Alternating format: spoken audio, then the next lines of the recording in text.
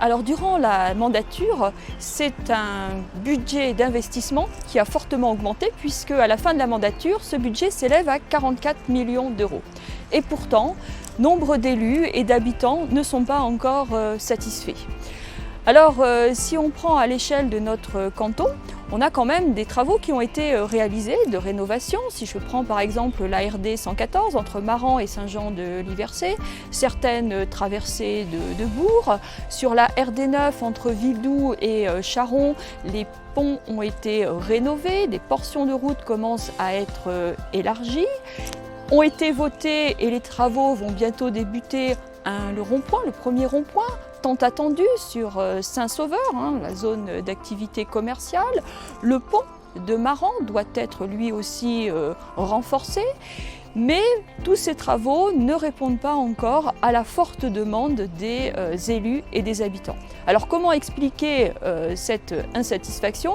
Eh bien, premièrement, il y a au niveau du département des difficultés à recruter du personnel dans les bureaux d'études, d'où la lenteur dans le bureau d'études pour mener la réflexion sur les travaux de rénovation. Et puis il y a aussi, malgré les rééquilibrages qui ont été faits entre le nord et le sud, le sentiment que au nord, on n'est pas forcément toujours entendu.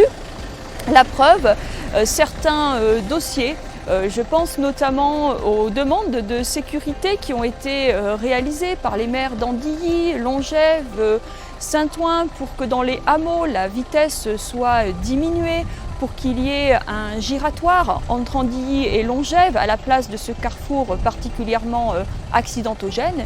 Et puis surtout, quand on parle du canton de Maran, il reste, malgré nos différentes interventions, les deux points noirs que constitue l'entrée nord de la Charente-Maritime, avec bien sûr l'entrée de Maran et le pont du Brau. Concernant l'entrée de Maran, on a pu faire de très nombreuses interventions. Nous sommes opposés à l'A831 puisque nous considérions que le coût financier, que l'impact écologique ne correspondait plus aux attentes de la population. Et force est de constater que depuis que la déclaration d'utilité publique est achevée, il n'y a pas eu de réelle volonté politique pour trouver une solution pour améliorer, fluidifier la circulation sur Maran. Et puis concernant le pont du Brau, là aussi il y a eu durant notre mandat un certain nombre d'interventions pour réparer ce pont devenu obsolète avec une passerelle qui se bloque très souvent. On sait qu'il y a des travaux à mener, voire des études à réaliser pour changer la passerelle en accord avec les Vendéens. Mais là encore, nous n'avons pas trouvé au sein de la majorité actuelle une réelle volonté de faire avancer ce dossier.